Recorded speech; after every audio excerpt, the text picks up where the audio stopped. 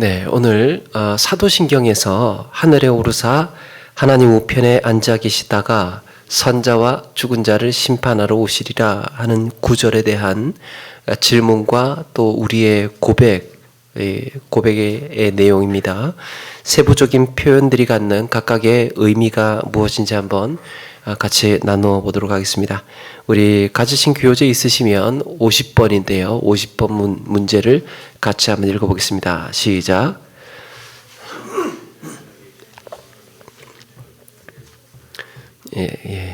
한 번 더 해볼게요. 시작. 하나님 우편에 앉아 계시며 라는 말이 왜 덧붙여졌습니까? 하나님 우편에 앉아 계시며. 지난 시간에는 하늘에 오르사까지 나누었습니다. 하늘에 오르셨다. 그런데 이번 질문에는 하나님 우편에 앉아 계시며 라는 말이 덧붙여졌습니다. 사도신경에 하늘에 오르사 하나님 보좌 우편에 앉아 계시다가 라는 고백이 있죠. 이게 이제 한 가지 여기서 오르신 것과 보좌 우편에 계신 것을 서로 나눌 필요는 없습니다. 예수님께서 승천하셨다로 일단락이 되는 것인데, 승천하신 이유가 하나님 보좌 우편에 앉으시기 위해서였지요. 그래서 또 하늘에 오르셔서 그리스도께서 어디로 가셨는지를 알려줍니다. 하늘에 오르시긴 했는데 예수님께서 그러면 오르셔서 어디로 가셨느냐? 그걸 알려주는 표현이 이 하나님 보좌 우편이라는 거예요. 어디로 가셨는지를 가르쳐 줍니다. 스데반 역시 이 사실을 확인을 했습니다. 사도행전에 보니까 스데반이 순교하는 과정에서 이런 말을 합니다. 사도행전 7장 56절에 보라 하늘이 열리고 인자가 하나님 우편에 서신 것을 보노라. 하나님 보좌 우편에 서신 것을 보노라. 그럼에도 오늘 질문은 우편에 앉아 계신 주님을 구별해서 질문하고 있는데, 우편에 앉아 계셨다는 것이 왜 덧붙여졌는가? 과연 하나님 보좌 우편에, 하나님 우편에 앉으셨다는 말이 무슨 의미인가? 첫 번째, 우편에 앉으셨다라는 말은 그리스도를 영예롭게 하셨다라는 말이에요. 영광스러운 영예죠. 그래서 그리스도를 영예롭게 하셨다. 우편이라는 말을 그냥 우리가 알고 있는 것처럼 중앙에 의자가 있고 우편에 있는 의자, 이런 그 이미지로 꼭 굳이 그렇게 이해할 필요는 없을 것 같습니다. 우편이라는 말, 우편이라는 상징적인 의미가 있지요. 다시 말해서 권세의 상징, 권위의 상징, 우편. 그래서 그 권세와 지극히 높은 영광을 입으셨다는 말이에요. 예수님께서 하늘에 오르셔서 권세와 지극히 높은 영광을 입으셨다. 그래서 빌립보서 2장 9절에 이렇게 말씀합니다. 이러므로 하나님이 그를 지극히 높여 모든 이름 위에 뛰어난 이름을 주사라고 했습니다. 예수님의 구원 사역, 십자가 사역을 완성하시고 난 다음에 하나님이 그를 지극히 높이셨대요. 그리고 그의 이름을 그 가장 모든 이름 위에 뛰어난 이름으로 이름을 주셨다라고 했습니다. 아버지께서 그를 지극히 높여 주셨습니다. 이게 같은 의미로 우편에 앉으셨다라는 의미. 열왕기상 2장 11절에 보면 바세바가 아들 솔로몬을 찾아왔을 때 솔로몬이 어머니 바세바를 극진히 대우하면서 솔로몬의 오른쪽에 우편에 앉히게 됩니다. 사실 솔로몬이 왕이 되기까지 이 엄청난 위협과 복잡한 난관을 거쳐야 했습니다. 솔로몬이 쉽게 왕이 된 게 아니었죠. 그 위에 형들도 많았고요. 바로 임박해서는 쿠데타도 있었고, 그 어머니 바세바 역시 마찬가지로 왕궁에 얼마나 많은 견제와 시기 질투를 받았겠습니까? 바세바 앞에 있는 그 다윗의 아내들이 얼마나 많았습니까? 바세바의 그 서러움과 비천하게 취급받아 온 불쌍한 어머니를 솔로몬은 그 어머니를 지극히 높여서 왕의 우편의 자리에 앉혔던 거예요. 이게 그의 권위를 세워주었다. 그의 영예를 높여주었다. 라는 의미가 있습니다. 두 번째, 우편에 앉았다는 것은 예수님께서 우편에 앉으셨다라는 말은 직무의 계속을 의미합니다. 그리스도의 다스림이에요. 왕이 나라를 주관할 때요, 보좌에 앉아서 나라를 다스리지 않습니까? 왕이 보좌에 앉았다라는 말이 무엇입니까? 왕이 일한다는 거예요. 일한다는 거. 왕의 직무를 감당한다는 겁니다. 하늘에 오르신 주님 역시 구원 사역을 완성하셨다고 해서 하늘에 오르셔서 이제 내가 할 일 다 했네 라면서 영원히 쉬시는 게 아니죠. 예수님은 하늘에 승천하셔서 일이 끝난 게 아니에요. 하늘에서 다스림과 통치가 계속해서 이어지는 겁니다. 영원한 다스림으로 그 일이 계속해서 이루어진다. 이게 누가복음 1장 33절에 영원히 야곱의 집을 왕으로 다스리실 것이며 그 나라가 무궁하리라. 그리스도께서 다스리신다는 거예요. 이사야서 16장 5절에도 다윗의 장막에 인자함으로 왕위가 굳게 설 것이요 그 위에 앉을 자는 충실함으로 판결하며 정의를 구하며 공의를 신속히 행하리라. 왕좌에 앉아서 보좌에 앉아서 뭘 한다는 겁니까? 충실함으로 판결하며 정의를 구하며 공의를 신속히 행하리라. 의로움을 지체하지 않을 것이다. 주님께서. 이사야는 이렇게 오실 메시아가 영원히 왕위에 앉아서 판결하고 정의를 구하고 공의를 행하실 것이라고 예언했습니다. 세 번째, 우편에 앉으셨다라는 말은 예수님께서 교회의 머리가 되셨다라는 의미도 됩니다. 예수님께서 교회의 머리 되심을 나타내시기 위해서, 증명하시기 위해서. 사실은 예수님께서 이 땅에 오시기 전에도 교회라고 할 수 있었다면 역시 여전히 교회의 머리셨을 겁니다. 그런데 잠시 낮아지셨던 주님은 교회의 머리 되심을 다시 한번 확인한 셈이 우편에 다시 그 자리에 앉으셨다. 본연의 자리로 돌아간 겁니다. 우편에 앉았다라는 말은 예수님의 그 왕위, 그 본연의 자리로 다시 돌아가셨다.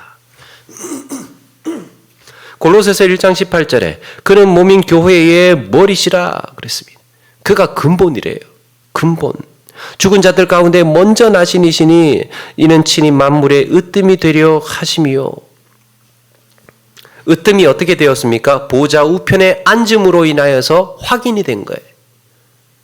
하나님 아버지는 그리스도를 통해서 모든 만물을 다스리실 뿐만 아니라 교회의 머리가 되신다라고 합니다. 이게 이제 51번에 계속해서 이어지는데요. 51번에 보면 51문 한번 읽어볼까요? 한 목소리로 시작. 우리의 머리 되신 그리스도의 이 영광은 우리에게 어떤 유익을 줍니다. 예수님께서 교회의 머리가 되셨는데 이 교회의 머리가 되신 이런 영광이 우리에게 어떤 유익이 됩니까? 어떤 유익이 됩니까? 첫 번째, 그리스도의 지체된 우리에게 성령의 은사를 부어주신대요. 성령의 은사. 예수님의 몸이 되었으니까 이제 한 몸 된 우리에게 또 은사를 주신다는 거죠. 여러분, 은사가 뭡니까? 은사. 하나님이 구원받은 백성에게 주시는 모든 것을 가리켜서 은사라고 해요. 하나님께서 주시는 거면 다 은사예요. 그걸 다 통칭해서 은사라고 합니다. 하나님은 우리를 자녀로 부르시고 그리스도의 몸을 세우기 위해서 이런 은사를 주셨어요. 에베소서 4장 12절 그리스도의 몸을 세우려 하심이라. 이 은사에는 은혜로 주신 것이죠. 이 은사에는 두 가지가 있어요. 크게 두 가지가. 하나는 구원의 기쁨과 은혜를 누리기 위해서 주시는 은혜예요. 다시 말하면 구원의 은혜, 기쁨, 감격을 누리기 위해서 주시는 은사가 있습니다. 말하자면 말씀과 기도와 성례 이런 것들을 말해요. 하나님은 우리에게 어떤 경로로 은혜를 주십니까? 이거를요, 은혜의 방편, 지난번에도 언젠가 말씀드렸죠. 은혜의 방편. 하나님께서 우리에게 은혜를 주시는 통로, 우리에게 은혜를 주시는 경로, 그게 말씀과 기도와 성례라는 거예요. 성례가 무엇입니까? 성찬과 세례를 가리켜서 성례라고 하죠. 거룩한 예식, 성찬과 세례. 이로 인해서 우리는 말씀을 들을 때 또 기도하는 가운데에 어떤 은혜를 받느냐? 말씀을 듣고 말씀을 묵상할 때 혹은 기도하는 가운데에 죄에 대한 깨달음과 회개가 일어납니다. 다시 말해서 천국의 삶을 준비하도록 하늘에서부터 주시는 선물로서 중생과 성화에 필요한 것들이에요. 하나님은 우리가 이 땅에 살아가는 동안에 이런 천국의 기쁨, 한없는 은혜, 왠지 모를 만족감, 이런 것들을 말씀과 기도와 성례를 통해서 주시는 겁니다. 안 믿는 사람들에게 조금 극단적인 표현이지만 말씀도 묵상하지 않을 뿐더러 기도하지 않을 뿐더러 그냥 형식적으로 한다고 해서 주시는 게 아니죠. 하나님의 백성에게 말씀을 통하여서 기도를 통하여서 성찬과 세례를 통하여서 그렇게 은혜를 주신다는 겁니다. 이게 은사예요. 또 한 가지는 일하게 하시기 위해서 주시는 은사입니다. 세상의 권세 잡은 자들을 대항하기 위해서, 때로는 하나님의 권위를 세우기 위해, 마귀의 일을 멸하고 교회에 맡긴 사명을 감당하게 하기 위해서 주시는 은사예요. 우리가 보통 알고 있는 은사가 이런 걸 겁니다. 일하게 하시기 위해서. 그래서 어떤 일을 하느냐? 전도하게 하시고 봉사하게 하시고 섬기고 헌신하게 하시는, 그렇게 하시기 위해서 하나님은 우리에게 재능을 주시고 이런 은사를 주신다는 거예요. 제가 몇 가지 한번 나열을 해서 소개를 해드리면, 고린도전서 12장 8절 이하에 소개된 은사는 지혜, 지식, 믿음, 병고침, 능력, 행함, 예언, 영분별, 방언, 통역, 이런 은사들이 있습니다. 그리고 28절에 31절에 사도, 선지자, 교사, 능력, 행함, 병고침, 돕는 것, 다스리는 것, 방언, 이런 은사들이 또 중복되지만 이런 은사들로 소개를 하고 있습니다. 로마서 12장 6절 이하에는 예언, 섬김, 가르침, 위로, 구제, 다스림, 긍휼. 에베소 4장 11절에는 사도, 선지자, 복음 전하는 자, 목사와 교사 등등. 그러니까 꼭 굳이 제가 소개해드린 것 이 안에만 한정되어 있는 것이 아니고 주의 일을 위하여서 섬기기 위해서 필요한, 복음 전하고 전도하고 봉사하고 헌신하고 섬기기 위해서 필요한 모든 탁월한 뛰어난 재능, 이런 모든 것들을 은사라고 할 수 있습니다. 그래서 은사는 그리스도인의 성장과 성숙을 위해서 주시는 은사가 하나 있고, 우리가 성장하기 위해서 은사가 필요합니다. 있고, 말씀으로 일꾼으로 쓰이기 위해서 주시는 은사가 있습니다. 두 가지. 그러니까 우리는 이런 은사들을 사모해야 하는 거예요. 이 두 가지는 모두 우리에게 전신갑주가 되어서 세상을 이기고 그리스도의 영광을 드러나게 하는 것입니다. 하나님은 우리를 그냥 이 땅에 내버려 두시고 살게 하시지 않고 살아갈 힘을 주시는 거예요. 살아갈 능력을 주시고, 때로는 살아갈 은혜도 주시고, 기쁨도 주시고, 즐거움도 주시고, 만족도 주시는 겁니다. 하나님께서 주시는 이 모든 것을 다 은사라는 거예요. 은사의 높아심이지만 은사의 방언, 예언, 이것만 있는 게 아니라는 거죠. 하나님이 주시는 모든 것이 다 은사다. 자, 두 번째, 그리스도께서 교회의 머리가 되심으로써 성도를 보호하고 보존하시는 겁니다. 그리스도께서 교회의 머리가 되심에 우리에게 어떤 유익이 되느냐? 성도를 보호해 주신답니다. 왜? 머리가 그 몸과 하나로 연합되어 있으니까 보존할 것 아닙니까? 사람이 자기 몸을 반사적으로 보호하고 보존하지 않습니까? 마찬가지로 한 몸의 머리 되신 예수님은 그의 몸된 교회, 그 지체들, 우리를 보호해 주신다는 거예요. 한 몸이니까. 그래서 이런 점에서 육신적인 것에서부터 성도를 보호해 주십니다. 로마서 13장 13절 이하에 낮에와 같이 단정히 행하고 방탕하거나 술 취하지 말며 음란하거나 호색하지 말며 다투거나 시기하지 말고 오직 주 예수 그리스도로 옷 입고 정욕을 위하여 육신의 일을 도모하지 말라. 예수 그리스도로 옷 입으라는 것. 예수 그리스도로 옷 입으라는 말이 무엇입니까? 그리스도의 몸된 그 교회의 성도다운 삶을 살으라는 거죠. 옷을 입으라는 것. 예수 그리스도로 옷 입, 예수 그리스도의 몸된 지체다운 삶을 살으라고 우리에게 독려해 주고 있습니다. 세상의 것에 마음 뺏기지 말고. 교회가 육신적인 자들에 의해서 주관될 때 육신적인 교회가 되어버립니다. 교회의 머리는 어디까지나 예수님이어야 됩니다. 교회의 운영, 교회에 나아갈 길, 교회의 가치, 이런 모든 것들의 중심에는 예수님이 계셔야 돼요. 누군가 하나가 실권을 잡고 어떤 사람 하나가 한 사람이 장악을 했는데 그 사람의 생각대로, 그 사람의 욕심대로, 그 사람의 자랑대로, 그 사람의 한 사람에 의해서 이 세상적인 생각들에 의해서 좌우되게 되면 육신적인 교회가 되어버린다는 거죠. 그래서 세상의 원리가 교회를 지배하지 못하도록 그리스도께서 보호를 하신다.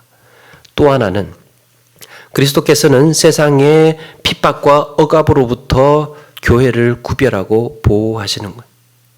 예수님께서는 세상의 핍박과 억압으로부터 보호하신다. 요한복음 16장 33절에 이것을 너희에게 이르는 것은 너희로 내 안에서 평안을 누리게 하려 함이라. 세상에서는 너희가 환난을 당하나 담대하라. 내가 세상을 이기었노라. 예수님께서 이기셨으면 그의 몸된 우리도 이긴 거죠. 그의 몸된 우리도 이긴 겁니다. 예수님이 이기셨기 때문에. 아버지 보좌 우편에 계시면서 성도들에게 믿음과 용기와 위로를 주심으로 핍박과 억압을 이렇게 극복하게 하시는 거예요. 때로는 우리의 손과 발로서 지체인 우리로서는 피로할 때도 있고 힘들 때도 있습니다. 그런데 머리 대신 주님께서 말씀하시는 거죠. 괜찮아, 이겼어. 승리했어. 그러니까 지금 피곤하고 힘들고 하더라도 낙심할 필요가 없어. 이겼기 때문에. 주의 몸된 예수님, 머리 되신 그리스도께서 그렇게 말씀해 오시는 겁니다. 교회의 머리 되신 예수님께서 성도에게 어떤 유익을 주시느냐? 또 하나는 마귀로부터, 사탄으로부터 보호해 주신다는 거예요. 로마서 16장 20절에 평강의 하나님께서 속히 사탄은 너희의 발 아래에서 상하게 하시리라. 하나님께서. 요한복음 10장 28절 내가 그들에게 영생을 주노니 영원히 멸망하지 아니할 것이요 또 그들을 내 손에서 빼앗을 자가 없느니라. 보호해 주신다는 거예요. 마귀는 교회를 무너뜨리기 위한 모든 전략을 사용합니다. 바꾸어 말하면 성도 개개인을 무너뜨리기 위해서, 교회에서 떨어져 나가게 하기 위해서 온갖 수단과 방법을 다 쓸 겁니다. 그게 사탄이 하는 일이에요. 그리스도의 몸된 지체에서 떨어져 나오도록 특히 거짓된 가르침으로 교회를 부패시키기도 합니다. 그런데 주님은 우리를 신실한 일꾼으로 준비케 하시고 진리를 바르게 알게 하심으로 교회를 보호해 주신다는 거예요. 우리가 헷갈릴 때 주님의 말씀에 귀 기울이면 됩니다. 성경에서 뭐라고 하시는가? 예수님께서 이럴 때 어떻게 하시는가? 그래서 교회의 머리 되신 그리스도의 지체로서 한 몸이 되어 있지 않으면, 한 몸, 지체의식을 가지고 있지 않으면, 나는 그리스도와 예수님과 한 몸이다. 우리는 한 몸이다. 라는 의식을 갖고 있지 않으면요. 언제든지 육신적인 것으로부터, 또 세상의 핍박과 억압으로부터, 또 사탄으로부터 보호받는 일에 있어서 매우 취약할 수 있습니다. 매우 취약할 수 있어요. 언제든지 육신적인 생각이 튀어나와서 육적인 생각을 하기가 쉽고, 세상의 핍박과 환난 속에서 퍽퍽 넘어지는 겁니다. 쉽게 낙심하는 거예요. 사탄으로부터 시험이 다가오면 그때도 시험의 유혹에 넘어지고 마는 거죠. 그래서 그리스도께서 우리의 머리 되심이 이런 유익이 있습니다.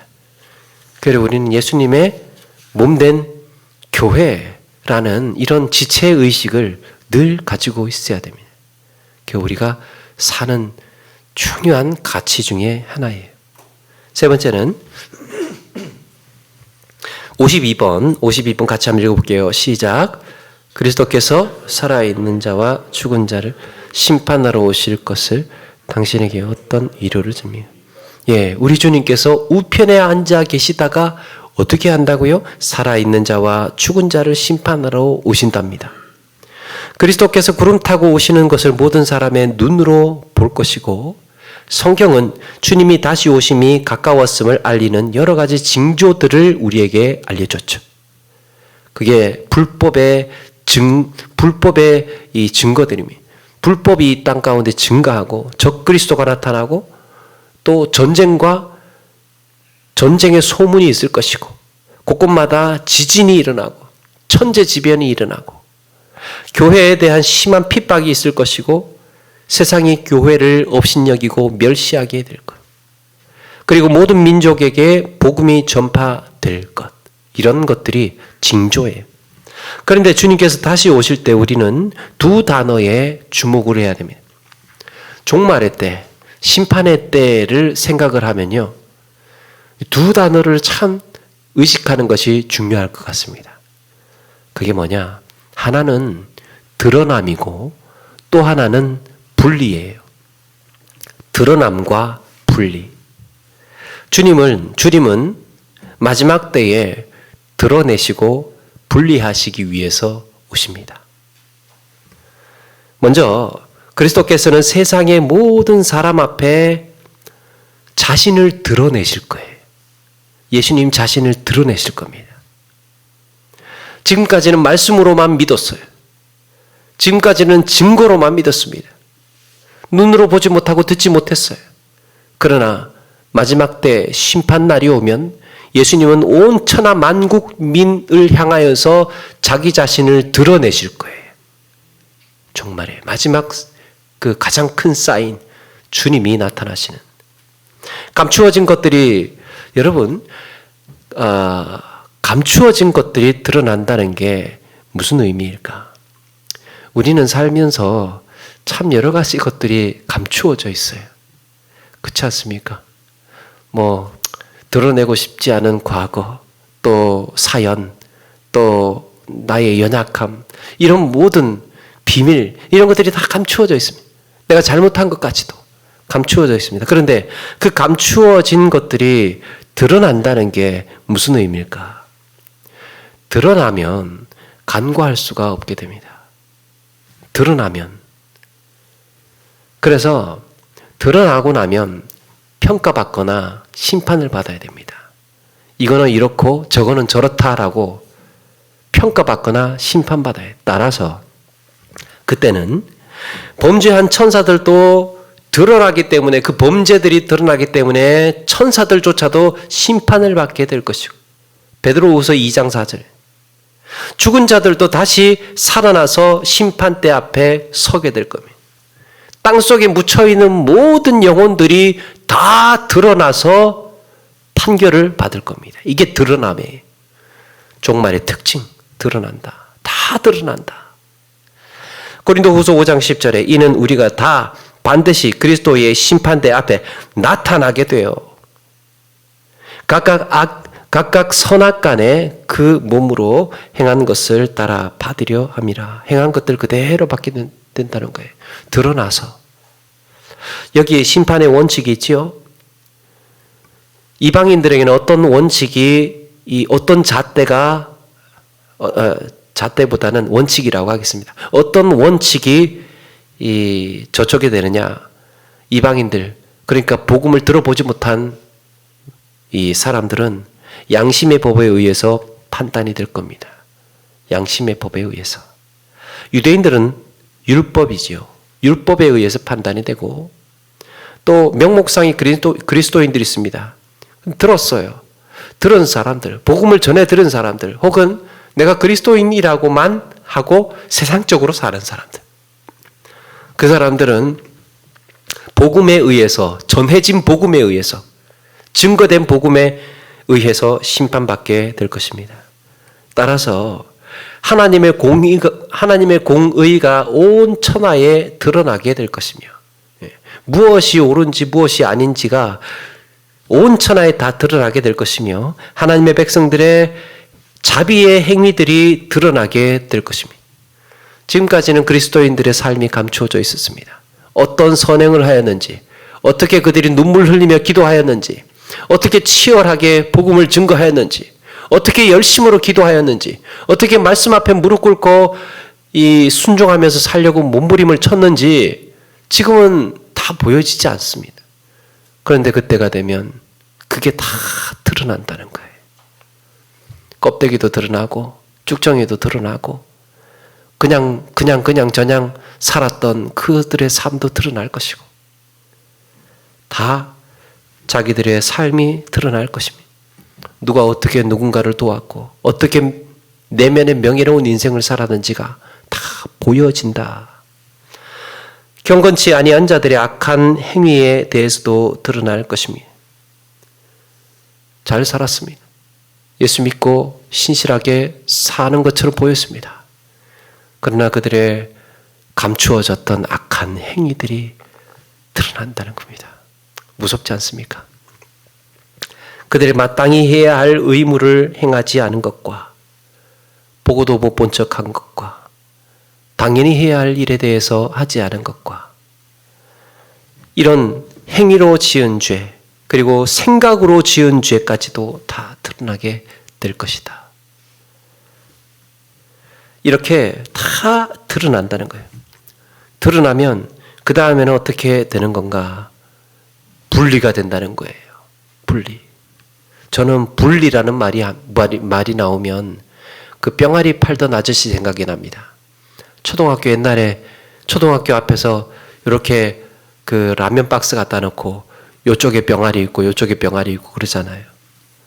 그래서 그 양계장인가요? 그 닭 키우는데도 요거는 알 낳는 병아리, 요거는 알 못 낳는 병아리, 이렇게 그 유정란, 무정란 병아리들 그렇게 숫꽃, 암꽃 뭐 이런 것도 구별해서 분리시키는 것, 격리시키는. 드러나고 나면 이제 쭉정이와 알곡이 구분이 되고 양과 염소가 구분이 되는 거예요. 다 드러났기 때문에. 무엇을 도려내야 할지, 무엇이 처벌되어야 될지가 다 드러난다는 겁니다. 요한복음 3장 36절. 아들을 믿는 자에게는 영생이 있고 아들에게 순종하지 아니한 자는 영생을 보지 못하고 도리어 하나님의 진노가 그 위에 머물러 있느니라. 주께서 다시 오시면 영생이 있는 자와 진노 앞에 놓인 자가 구분이 될 것이다. 믿는 자와 믿지 않는 자가 구분이 될 것이다. 산 자와 죽은 자가 분리가 될 것이다. 경건한 자와 악한 자를 분리시키셔서 경건한 자는 오른편에, 악한 자는 왼편에 있게 하실 것이다. 이게 양과 염소로 나뉜다라는 거죠. 분리가 되는 것. 지금 분리되기 전에 혹은 드러나기 전에 우리의 삶을 돌아보고 우리를 추스릴 필요가 있다는 거예요. 다 드러나서 분리되기 전에 빨리 마음을 다 잡고 빨리 마음을 바로 잡고, 이렇게 모든 것이 다 드러나며 공의로운 심판에 의해서 산자와 죽은 자로 분리된다. 자, 그런 그 생각이 갑자기 드네요. 뭔가를 잘못했어요. 뭔가를 잘못했는데 그게 이제 어느 날 들통이 난 거예요. 근데 뭐라고 하느냐? 뭐라고 묻느냐? 너에게 이번이 처음이야? 그런 질문 듣지 않습니까? 너에게 이번이 처음이야? 그건 뭐라고 합니까? 처음이라 그러죠. 처음이다. 이번이 처음이다. 그런데 그렇지 않은 경우가 많죠. 쭉 감추어져 왔던 것이 어느 날 드러났던 거예요. 이렇게 드러나기 전에 우리의 삶을 교정하고 바꾸는 일이 우리에게 참 무엇보다도 중요한 것 같습니다. 이런 분리는 이미 성경의 역사 속에서 예표로 보여주었습니다. 드러나고 분리가 되는 사건들. 그게 뭐냐? 홍수의 심판. 어떻게 분리되었습니까? 노아의 가족과 세상에 패역한 인간들이 분리가 되었습니다. 소돔과 고모라의 심판. 롯의 가족들과 그 타락한 사람들이 분리가 되었습니다. 심판이죠. 애굽의 열재앙에서 유월절 이스라엘 백성들과 히브리 사람들과 애굽 사람들이 분리가 되었습니다. 어린 양의 피로.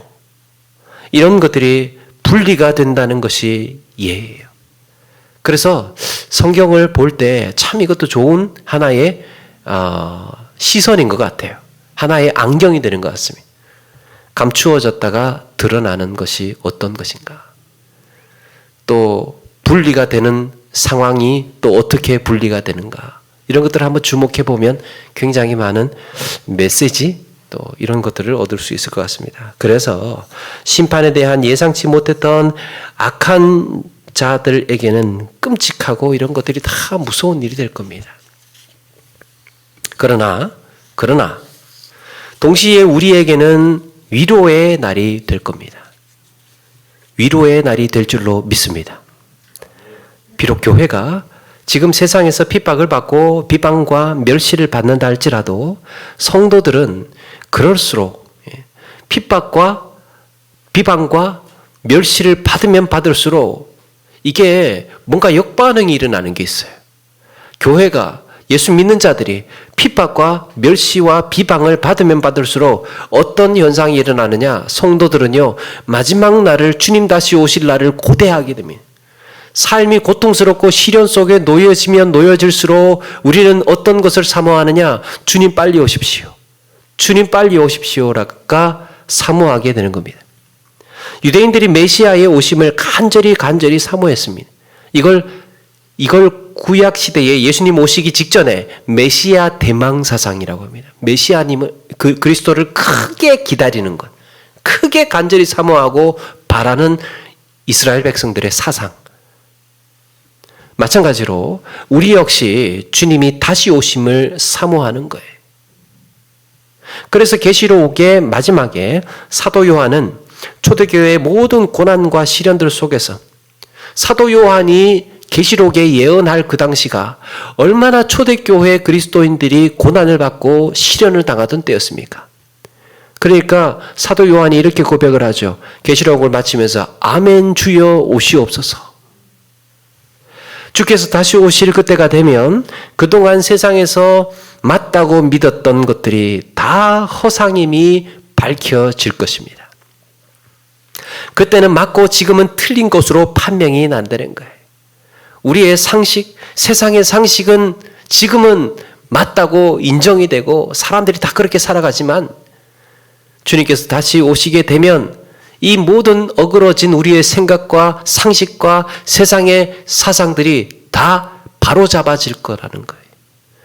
우리가 붙들었던 교회의 가치들이 그동안 비방을 받고 멸시를 당하였으나 그때가 되면 이 모든 것이 정상으로 바로잡히게 될 것입니다.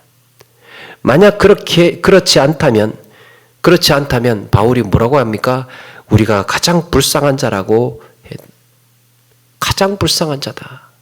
결국에는 우리가 걷는 길이 옳았고 결국에는 우리가 믿었던 복음이 진리였다는 것이 그때가 되면 다 드러나게 될 거라는 거예요. 얼마나 속이 후련합니까? 답답했는데 그때 다 밝혀지게 된다는 겁니다. 우리가 믿었던 것이 맞았고 우리가 달려갔던 길이 옳았고 우리가 바라보았던 주님이 진리였다는 것이 그때 다 만천하에 밝혀질 거라는 거예요. 속이 다 후련하고 시원해질 거라는 거죠. 그래서 우리는 그날을 그때까지 참는 겁니다. 그날을 인내하고 그날을 기다리는 것입니다. 그래서 세상 사람들은요, 마지막 날을 어떻게 부르느냐? 심판의 날이라고 부르지요. 세상 사람들은 종말의 때 하면 어떤 이미지가 있느냐 하면 종말의 때 터미네이터. 그러면 그냥 다 죽는 거예요. 다 죽는 거. 믿지 않는 사람들이 생각하는 종말은요, 모두가 죽음입니다. 멸망이에요. 끝장입니다. 그런데 주님이 다시 오심을 사모하는 우리에게는요, 다른 이름으로 불리워질 겁니다. 그게 성경에서 소개하고 있는데, 하나는 새롭게 되는 날이라고 합니다. 사도행전 3장 19절에 그러므로 너희가 회개하고 돌이켜 너희 죄 없이 함을 받으라. 이같이 하면 새롭게 되는 날이 주 앞으로부터 이를 것이요 그랬습니다. 새롭게 되는 날이 다가올 것이다. 우리는 심판의 날이요, 예수님의 그 다시 오심의 그 날이 마지막 날이 아니에요. 그 날이 새롭게 되는 날입니다. 새롭게 영원히 사는 날이에요. 기대할 수 있지 않습니까? 끝이 아닙니다. 빨리 좀 새로운 날이 왔으면 좋겠어요. 새롭게 되는 날. 이게 신약의 초대교회 그리스도인들이 기대하고 바라보았던 새날인 거예요. 빨리 새날이 오기를 간절히 고대했던 것. 또 하나는 구원의 날이라고 불렀어요. 심판의 날이라고 하지 않고 그리스도인들에게는 구원의 날이에요. 에베소서 4장 30절. 하나님의 성령을 근심하게 하지 말라. 그 안에서 너희가 구원의 날까지 인치심을 받았느니라. 구원의 날까지. 그래서 그리스도인들은요, 종말에 끝장나는 날, 심판의 날, 다 죽는 날이 아니고 우리에게는 구원이 완성되는 날입니다. 나머지 세 번째, 면류관을 받는 날이에요. 의의 면류관을 받는 날. 사도 바울이 디모데후서 4장 8절에 이렇게 말씀합니다. 이제 후로는 나를 위하여 의의 면류관이 예비되었으므로 주 곧 의로우신 재판장이 그날에 내게 주실 것이요. 그날에 내게 주실 것이요. 그날이 언제입니까? 주님 다시 오실 그날. 내게만 아니라 주의 나타나심을 사모하는 모든 자에게도니라. 아까 뭐라고 했습니까? 드러날 때. 주님이 드러난다는 게 언제입니까? 주님이 다시 오시는 날. 여기도 표현하죠. 주의 나타나심을 사모하는 모든 자에게. 주의 나타나심이 무엇입니까? 주님께서 다시 오실 그날이죠. 모든 일을 다 마치고 나서 무엇이 있습니까? 상벌이 주어지죠. 상 받는 날이에요. 우리 그리스도인들에게는 상 받는 날. 누군가를 위하여 섬겼던 것, 지금까지 살아오면서 헌신했던 것, 하나님 앞에 그리스도의 이름으로 내가 땀 흘리고 수고하고 남모르게 이 교회를 위하여서, 주와 복음을 위하여서 이 헌신했던 모든 것들을 하나하나가 다 헤아려져서 상 받는 날입니다. 상 받는 날. 믿지 않는 자들에게는 벌 받는 날일지라도 우리 믿는 자들에게는 상 받는 날이에요. 이야, 빨리 진짜 그 상을 받는 날이 빨리 오기만을 기다리는 것. 그게 우리 그리스도인들한테 기다려지지 않겠습니까? 세 가지. 종말의 때, 심판의 날은 믿지 않는 사람들에게나 해당되는 것이고, 우리는 새롭게 되는 날, 영원한 생명의 기쁨과 찬양과 영광의 삶이 시작되는 첫 발을 딛는 그날, 구원이 완성되는 그날, 상 받는 날, 의의 면류관을 받는 그날이라는 것을 성경에서 우리에게 가르쳐주고 있습니다.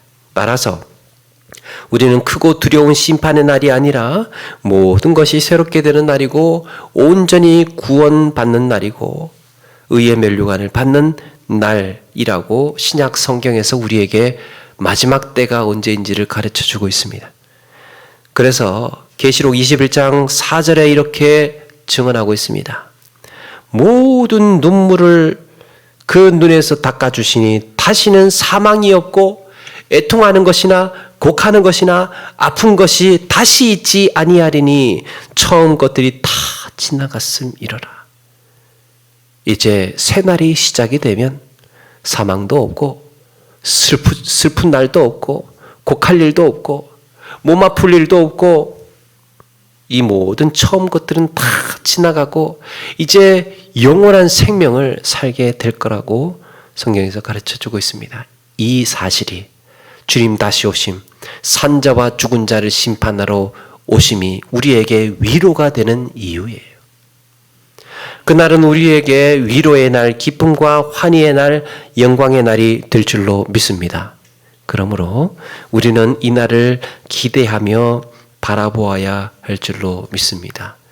사는 게 때로는 힘들고 고단하고 피곤할 때가 많지만 성경에서 우리에게 가르쳐 주실 주님 다시 오실 날을 늘 고대하고 이 땅을 살아가는 것이죠.